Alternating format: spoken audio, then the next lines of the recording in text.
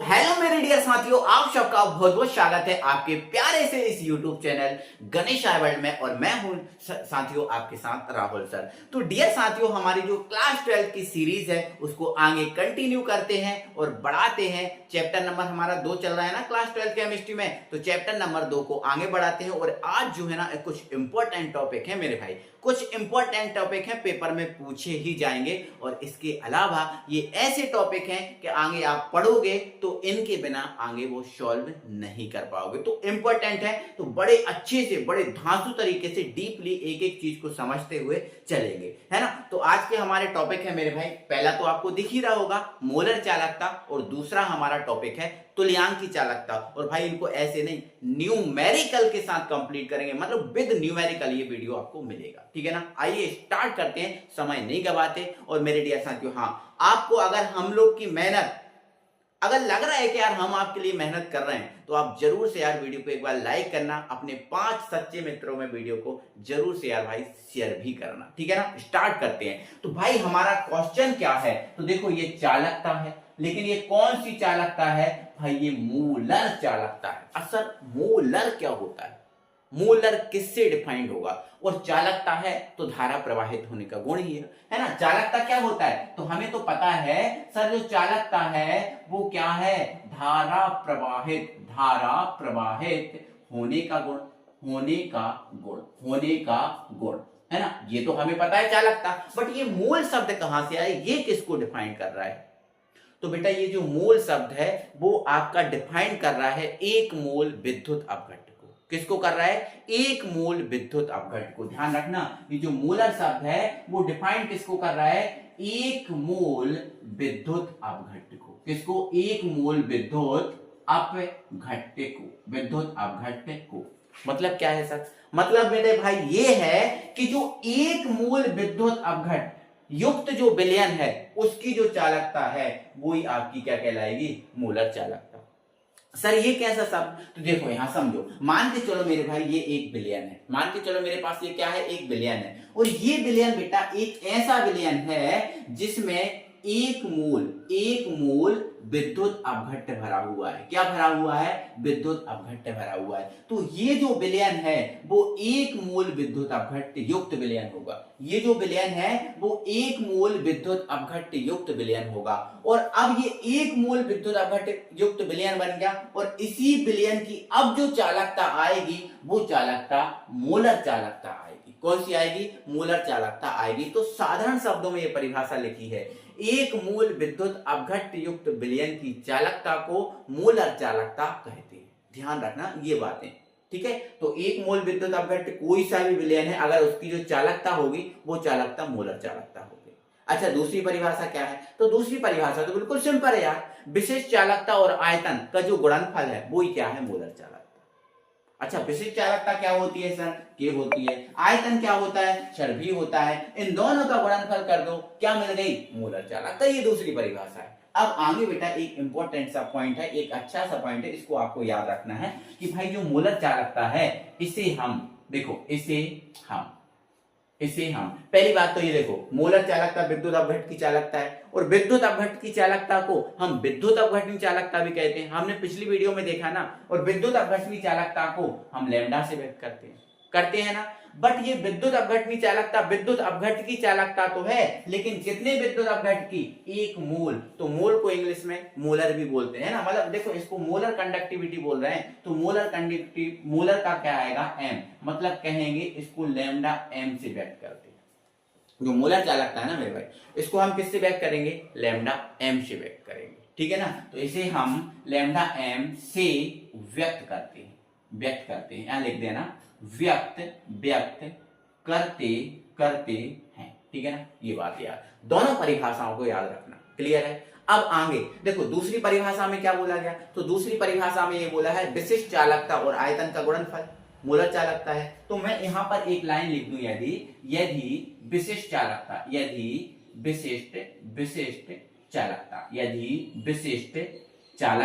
क्या होती है, के, तथा आयतन कितना है, भी है, तब तो लैम्डा एम का बेटा फॉर्मूला क्या बन जाएगा, तो लैम्डा एम का फॉर्मूला बनेगा के इंटू भी। क्या बन जाएगा, के इंटू भी। अब यहां ध्यान रखना, के इंटू भी।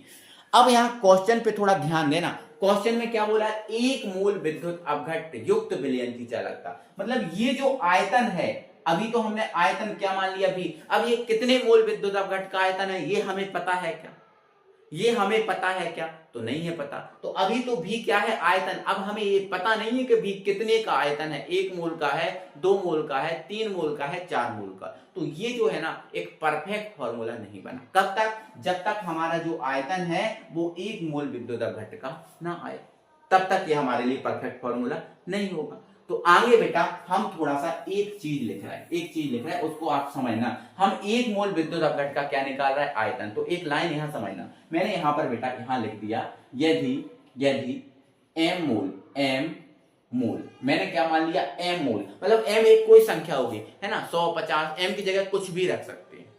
तो यही मान लिया मैंने m मोल विद्युत अपघट्ट, m मोल विद्युत अपघट्ट, m मोल विद्युत अपघट्ट, m मोल विद्युत अपघट्ट 1000। अब m मोल कैपिटल मान लो, आप चाहे तो किसको मान लो, कैपिटल मान लो। m मोल विद्युत अपघट्ट 1000 सेंटीमीटर क्यूब आयतन, सेंटीमीटर क्यूब आयतन में उपस्थित है, ठीक है ना, उपस्थित है। अब 1000 सेंटीमीटर क्यूब किसका मात्रक है, तो भाई सेंटीमीटर क्यूब आयतन का मात्रक है। सेंटीमीटर क्यूब किसका आयतन है ना, किसका मात्रक है, आयतन का मात्रक है। तो मैंने ये मान लिया कि m मोल जो विद्युत अपघट्ट है वो 1000 सेंटीमीटर क्यूब आयतन में उपस्थित है।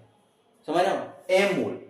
तो 1 मोल विद्युत अपघट्ट का आयतन क्या होगा, है ना, है। तब 1 मोल विद्युत अपघट्ट का आयतन क्या होगा बेटा, बताओ। अब बताओ 1 मोल विद्युत अपघट्ट का आयतन क्या होगा, ये हमें बता दो, बस आपका काम खत्म, ठीक है ना। तो वीडियो ब्लर हो रहा है क्या बेटा, अब मैंने थोड़ा सा एडजस्ट नहीं किया, देखा नहीं, हाँ नहीं कोई दिक्कत नहीं। तो 1 मोल विद्युत अपघट्ट का आयतन, आप हमें ये बताओ, एक बार थोड़ा समझना मेरी बात। मान लो बेटा 24 रुपए के 12 केले आए। मैंने एक उदाहरण दे रहा हूं, 24 रुपए के कितने केले आए, 12 केले। तो आपसे मैं पूछूं एक केला कितने का आया, तो देखो यहां पर समझो, 12 केले बेटा कितने रुपए के आए, 24 के आए। मैंने आपसे पूछा एक केला कितने का आया, तो जब एक निकालना है तो ये जो 12 है, 12 को 24 के कहां ले जाओगे, भट्टे में ले जाओगे। तो 12 से काट दोगे, 12 दूनी 24, तो एक केला कितने रुपए का आया, 2 रुपए का आया कि नहीं आया। तो उसी प्रकार तो बेटा कॉन्सेप्ट ये है, देखो m का आयतन कितना है, 1000, m का आयतन कितना है, 1000, कितना है, 1000। मैं पूछ रहा हूं एक का कितना आयतन होगा, तो m मोल का 1000 है, तो एक का कितना होगा, तो m को बेटा कहां ले जाओ, 1 मोल के लिए m को कहां ले जाओ, 1000 के कहां ले जाओ, बटे में ले जाओ। तो ये 1 मोल का क्या जाएगा, आयतन आ जाएगा। तो आप यहां ध्यान रखना, 1 मोल विद्युत अपघट्ट युक्त, यहां ऐसा लिखना चाहिए, 1 मोल विद्युत अपघट्ट युक्त यहां लिख रहा हूं, बिलियन का आयतन। 1 मोल विद्युत अपघट्ट युक्त बिलियन का आयतन क्या हो जाएगा, तो m का 1000 है, अगर 1 का निकालना है तो इस 1000 में हम किससे भाग लगा देंगे, 1 से भाग लगा देंगे। तो 1000 जो सेंटीमीटर क्यूब था उसमें हम किससे भाग लगा देंगे, m से भाग लगा देंगे, अगर हमें 1 का निकालना। तो अब हमारे पास 1 मोल विद्युत अपघट्ट का आयतन कितना आ गया है, 1000 सेंटीमीटर क्यूब अपॉन m। और ये किसके लिए वैल्यू है, तो भाई 1 मोल विद्युत अपघट्ट के लिए किसकी वैल्यू है, v की वैल्यू। तो v का मान अगर हम इस समीकरण में रखें, तो लैम्डा m बराबर क्या बन जाएगा, k, और v का मान कितना है, 1000 सेंटीमीटर क्यूब अपॉन में m। ये आपका जो लैम्डा m है इसका फाइनल फॉर्मूला बना है। ये बेटा इसका फाइनल फॉर्मूला बन गया है, और ये फॉर्मूला आपको याद रखना है, ये फॉर्मूला बस आयतन तो था, बट आयतन कितने का था वो हमें पता नहीं था, इसीलिए हमने 1 मोल विद्युत अपघट्ट का आयतन निकाला। तो हमने मान लिया m मोल विद्युत अपघट्ट 1000 सेंटीमीटर क्यूब में है, तो 1 मोल का आयतन कितना होगा, तो 1 मोल विद्युत अपघट्ट बिलियन का आयतन क्या होगा, तो 1000 जो था उसमें हमने m का भाग लिया। अब यहाँ पर कोई संख्या होती, 12 होती, तो 12 से भाग लगाते, या कुछ और होता तो उससे भाग लगाते, लेकिन हमने m मान के रखा था तो m से भाग लगाया। ठीक है, तो 1 मोल विद्युत अपघट का आयतन आ गया, V का मान, और V का मान उठा के यहां रख दिया, तो ये हमारा फाइनली लैम्डा m का फॉर्मूला बन गया। अब कोई सा भी एग्जाम हो उसमें आपको यही लिखना है। एग्जाम में पूछा कि मोलर चालकता का सूत्र लिखो, तो यही लिखना है। मात्रक निकालना है तो इससे निकालना, जितने काम होंगे वो सब इसी से होने वाले हैं, जितने काम होंगे वो सब इसी से होने वाले हैं, है ना। तो अभी तो ये हमारा सूत्र बस निकला, मोलर चालकता की परिभाषा और सूत्र बस निकला। अब मोलर चालकता का मात्रक भी पूछा जाता है, तो मात्रक कैसे निकालेंगे, तो इस तरह का जो भी है मैं उसको हटा दे रहा हूं, ठीक है ना। आप लिख चुके हैं ना कॉपी में, इसको हटा दे रहा हूं। तो यहाँ पर अगर हमें मात्रक निकालना है, क्या निकालना है बेटा, मात्रक। तो आपको पता है ना, मात्रक निकालने के लिए हमें किसकी आवश्यकता पड़ेगी, सूत्र की। किसकी आवश्यकता पड़ेगी, सूत्र की, ठीक है ना। तो अब सूत्र क्या होता है, तो सूत्र होता है लैम्डा m बराबर k into 1000 centimetre cube upon m। ये होता है, यही होता है ना, ठीक है, यही होता है ना, चलो यही होता है, कोई परेशानी नहीं। तो भाई k क्या है, विशिष्ट चालकता, k क्या है, विशिष्ट चालकता, और विशिष्ट चालकता का मात्रक क्या होता है बेटा, तो विशिष्ट चालकता का मात्रक होता है ओम इनवर्स सेंटीमीटर इनवर्स, यही होता है ना। अब ये 1000 तो कांस्टेंट है, और ये क्या है, सेंटीमीटर क्यूब, और m काय में लिया था, तो m काय में था, मोल में, तो ये क्या हो गया आपका, मोल हो गया। अब यहां सुनो, तो यहां देखो ओम का तो कोई प्रभाव नहीं है, ओम तो -1 ही रहेगा, लेकिन यहां देखो ये 3 है और ये -1 है, तो 3 में से 1 घट जाएगा, तो कितने बच जाएंगे, 2 बच जाएंगे, तो सेंटीमीटर स्क्वायर। और जब मोल ऊपर जाएगा तो क्या बन जाएगा, मोल -1। तो ये बेटा काय का मात्रक आ गया है, लैम्डा m का मात्रक आ गया, मतलब मोलर चालकता का ही मात्रक आ गया। ये आपको याद रखना है, मोलर चालकता का जो मात्रक है 1 नंबर में आपके एग्जाम में पूछा जाता है। तो ये याद रखोगे कि नहीं रखोगे, बोल दो जल्दी से, रखोगे याद, हाँ सर याद रखा जाएगा, तो ये याद रखना। अब ये मोलर चालकता हो गई, मात्रक हो गया, सूत्र हो गया, परिभाषा हो गई, सारा कुछ हो गया, लेकिन बेटा एक पॉइंट हमारा रह गया, वो क्या है सर, मोलर चालकता पर तनुता का प्रभाव। मोलर चालकता पर किसका प्रभाव, तनुता का प्रभाव। इन सारी चीजों को मैं हटा रहा हूं, इन सारी चीजों को हटा रहा हूं। देखो बेटा आपको मैं बता रहा हूं किसका प्रभाव, तनुता का, है ना। तो मैं यहां आपको हेडिंग डाल दे रहा हूं, तनुता का प्रभाव, तनुता का प्रभाव किस पर, मोलर चालकता पर, ध्यान रखना। अब तनुता क्या होती है, तनुता का मतलब क्या होता है, तनुता का मतलब होता है बेटा जल, मतलब विलायक की मात्रा, जल के रूप में, विलायक मोस्टली जल के रूप में ही होता है ना। तो जल मतलब विलायक की मात्रा बढ़ाना, विलायक की मात्रा बढ़ाना, ये होता है तनुता का मतलब। तनुता का मतलब क्या होता है, मतलब जल की मात्रा बढ़ाना या विलायक की मात्रा बढ़ाना, ठीक है ना। अब यहां ध्यान से सुनो, हमने मोलर चालकता का पहला फॉर्मूला देखा था, ये K इंटू V, बोलो देखा था कि नहीं, देखा था, ठीक है ना। अब देखो, अब हम किसका प्रभाव देख रहे हैं, तनुता का प्रभाव देख रहे हैं। तो तनुता बढ़ाएंगे तो क्या होगा, तो आप बताओ बेटा, जब हम तनुता बढ़ाएंगे तो बताओ ये जो आयतन है, इस आयतन में वृद्धि नहीं होगी, बोलो इस आयतन में वृद्धि नहीं होगी, आप बोलोगे हाँ सर होगी। अब जब आयतन में वृद्धि होगी तो आयतन जो है ना, इसकी गुणनफल के रूप में जो मोलर चालकता है आयतन की कैसी है, समानुपाती है। कैसी है, समानुपाती, देखो इसके सामने है ना, तो समानुपाती। और जब आयतन में वृद्धि होगी तो मोलर चालकता में भी क्या होगी, भाई वृद्धि होगी। क्या करने पर, तनुता बढ़ाने पर। या फिर आप यूं भी समझ सकते हो कि जैसे मान के चलो हमारे पास ये क्या है, पात्र, इसमें जो भी आयतन है वो ये है, तो जैसे ही आप तनुता बढ़ाओगे तो इस आयतन में क्या होगी, वृद्धि होगी। अब आयतन में वृद्धि होगी तो हो सकता है अभी आयतन ये है, और हो सकता है जब तनुता बढ़ाओगे तो आयतन ये हो जाएगा। अब जब आयतन ये हो जाएगा तो भाई जो विद्युत अपघट्ट हमने इसमें मिलाया है 1 मोल, उसके आयनों की जो दूरी है वो क्या होगी, बढ़ जाएगी। और जब आयनों की दूरी बढ़ेगी तो आयनों की गति भी क्या होगी, बढ़ जाएगी। आयनों की गति भी क्या होगी, बढ़ जाएगी। तो मेरे भाई याद रखना कि तनुता बढ़ाने पर मोलर चालकता का मान क्या होता है, बढ़ता है। क्यों बढ़ता है, क्योंकि तनुता बढ़ाने से क्या होते हैं, आयतन में वृद्धि हो जाती है, जिससे प्रति इकाई क्षेत्रफल पर कणों की संख्या तो कम हो जाती है और कणों की दूरी लेकिन क्या हो जाती है, बढ़ जाती है। और जब कणों की दूरी बढ़ेगी तो आयनों की गतिशीलता क्या हो जाएगी, बढ़ जाएगी। और जब आयनों की गतिशीलता बढ़ेगी तो मोलर चालकता का मान भी क्या होगा, अधिक होगा। क्योंकि चालकता तो आयनों के कारण आ रही है, अब आयन की गति बढ़ रही है तो चालकता क्या हो जाएगी, ज्यादा हो जाएगी। आई होप मेरे डियर साथियों ये पूरा का पूरा आपको समझ में आ गया होगा अच्छे तरीके से। ठीक है ना, आगे बढ़ेंगे। और अब ये जो मोलर चालकता है, इस मोलर चालकता के बाद हमारा क्या हो जाएगा, तो हमारा हो जाएगा बेटा तुल्यांक की चालकता। बस इस मोलर चालकता की जगह हम बस लिख देंगे तुल्यांक की। क्या लिख देंगे, तुल्यांक की। और मोलर था बट ये क्या हो गया अब इक्विलिब्रियम। क्या हो गया बेटा, इक्विलिब्रियम। इसके बाद यहां लिख दे रहा हूं ब्रियम, ठीक है, इक्विलिब्रियम कंडक्टिविटी। तो चालकता तो धारा प्रवाहित होने का गुण ही है। अब यहां लेकिन देखो अभी मोलर था, अब ये तुल्यांक किया गया, तो अब यहां मोल की जगह क्या लेना है, 1 ग्राम तुल्यांक। क्या लेना है बेटा, 1 ग्राम तुल्यांक, 1 ग्राम तुल्यांक, 1 ग्राम तुल्यांक, 1 ग्राम तुल्यांक। तो अब जो विद्युत अपघट्ट है वो 1 मोल नहीं लेना क्योंकि तुल्यांक आ गया, तो अब क्या लेना है, 1 ग्राम तुल्यांक। तो 1 ग्राम तुल्यांक विद्युत अपघट्ट युक्त जो विलयन है, इसकी चालकता कौन सी चालकता कहलाएगी, तो इसकी चालकता कहलाएगी बेटा तुल्यांक की चालकता। ध्यान रखना, 1 ग्राम तुल्यांक विद्युत अपघट्ट युक्त विलयन की चालकता को क्या कहेंगे, तुल्यांक की चालकता कहेंगे।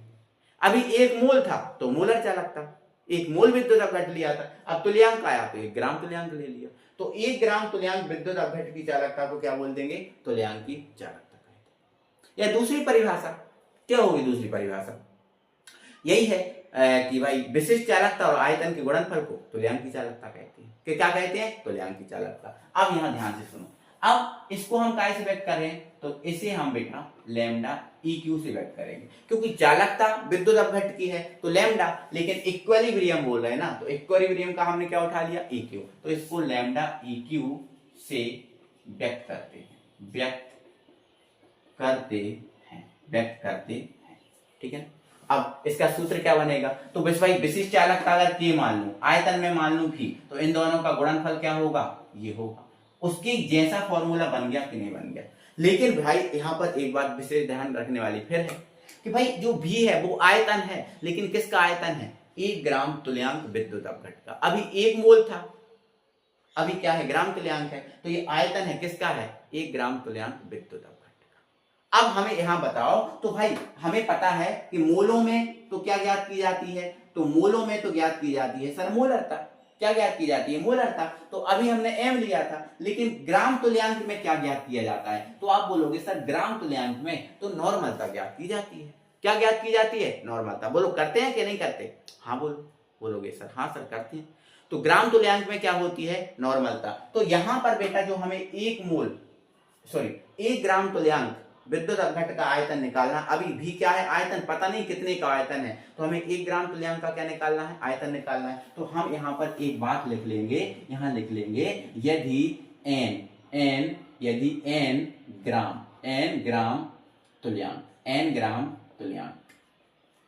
ग्राम तुल्यांक विद्युत अपघट्ट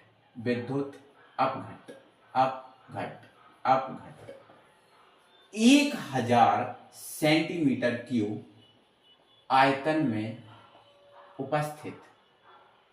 उपस्थित है, तब देखो n कितने में उपस्थित है, 1000 में, तो हमें 1 ग्राम तुल्यांक का आयतन निकालना है, तब 1 ग्राम तुल्यांक विद्युत अपघट्ट युक्त विलयन का आयतन। विलयन का क्या चाहिए, आयतन। तो क्या हो जाएगा, आयतन को भी से व्यक्त करते हैं, क्या हो जाएगा, तो देखो n का आयतन कितना है, 1000, हमें 1 का निकालना है, तो इस 1000 सेंटीमीटर क्यूब में n से भाग लगा दो। जैसे अभी m से भाग लगाया था, अब n था तो n से भाग लगा दो, तो ये 1 ग्राम तुल्यांक विद्युत अपघट्ट का क्या आ गया, आयतन। और ये मान अगर हम v की यहां रख दें, तो लैम्डा EQ बराबर क्या बन जाएगा, k इंटू v का मान आपको ये रखना है, तो 1000 सेंटीमीटर क्यूब अपॉन, पता उसमें और इसमें क्या अंतर है बताओ, उसमें m था क्योंकि मोल चल रहा था, है ना, और यहाँ ग्राम तुल्यांक है और ग्राम तुल्यांक में नॉर्मलता है, तो यहाँ क्या है, m है। इतना सा बात है, ये आपका क्या बन गया, फॉर्मूला बन गया। क्या बन गया, फॉर्मूला। अब वही मात्रक निकालो साहब, क्या निकालो, मात्रक निकालो। तो निकालो फिर मात्रक। तो मात्रक निकालने के लिए किसकी जरूरत पड़ेगी भाई, सूत्र की जरूरत पड़ेगी। तो सूत्र क्या है इसका, बोलो सूत्र क्या है इसका, तो सूत्र यही है ना, लैम्डा EQ बराबर k into 1000 centimetre cube upon में क्या है, यही है ना, बिल्कुल सच यही है। तो अब यहां वैल्यू पुट करो, तो लैम्डा EQ के का मान क्या है, तो के का मान है ओम इनवर्स सेंटीमीटर इनवर्स। और यहां ये क्या है, ये तो कांस्टेंट है, इसका मात्रक क्या है सेंटीमीटर क्यूब। और एन क्या है, एन का मात्रक क्या है ई क्यूब। इक्विलिब्रियम होता है ना ग्राम तुल्यांक, इकाई में लिया है ग्राम तुल्यांक में लिख लिया है ना, तो आप ऐसा भी लिख सकते हो ग्राम ई क्यूब, ग्राम ई क्यूब है ना। तो ग्राम का जीएम और इक्विलिब्रियम का ई क्यूब है ना, तो ग्राम ई क्यूब। या फिर आप डायरेक्ट लिख सकते हो ग्राम, हिंदी में लिख दो बस, कोई दिक्कत नहीं, ग्राम तुल्यांक। इंग्लिश में लिखना है तो जीएम ई क्यू लिख देना, और हिंदी और इंग्लिश में लिखना है, सॉरी हिंदी में लिखना है तो ये लिख देना, और इंग्लिश में लिखना है तो ग्राम ई क्यू लिख देना। अब यहाँ मात्रक हमारा फाइनल थोड़ी हुआ, तो देखो ये ओम तो रहेगा सेम, ओम पे कोई प्रभाव नहीं पड़ेगा, लेकिन ये 3 है और ये क्या है 1, माइनस है ये प्लस है, तो ये घटा दो 3 में से 1, तो सेंटीमीटर स्क्वायर बचेगा। अब ये ऊपर जाएगा, तो अब ये ऊपर जाएगा तो ग्राम ई क्यू काय में हो जाएगा माइनस में, तो ये आप माइनस में लिख दो। ये लैम्डा ई क्यू का क्या हो गया मात्रक हो गया, क्या हो गया मात्रक हो गया। अब तनुता का प्रभाव, तो भाई देखो इसमें भी क्या है आयतन और उसमें भी क्या था आयतन, तो तनुता का प्रभाव तो वही हो जाएगा जो उसमें था, सेम टू सेम इसमें हो जाएगा कि तनुता बढ़ाने पर जो तुल्यांक की चालकता उसका मान बढ़ता है, क्योंकि तनुता बढ़ाएंगे तो आयतन में क्या होगी वृद्धि, और जब आयतन में वृद्धि होगी तो प्रति एकांक क्षेत्रफल पर जो आयनों की संख्या है वो कम हो जाएगी, मतलब इनकी दूरी क्या होगी बढ़ जाएगी, और जब दूरी बढ़ जाएगी तो इनकी गति भी क्या होगी बढ़ जाएगी, और जब गति आएगी तो तुल्यांक की चालकता भी क्या होगी ज्यादा होगी। तो भाई ये रहा आपका टॉपिक आज का।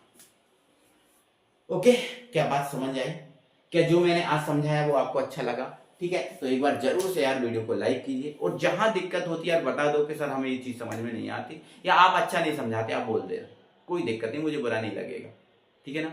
तो मिलते हैं अगली वीडियो में, तब तक के लिए बाय बाय।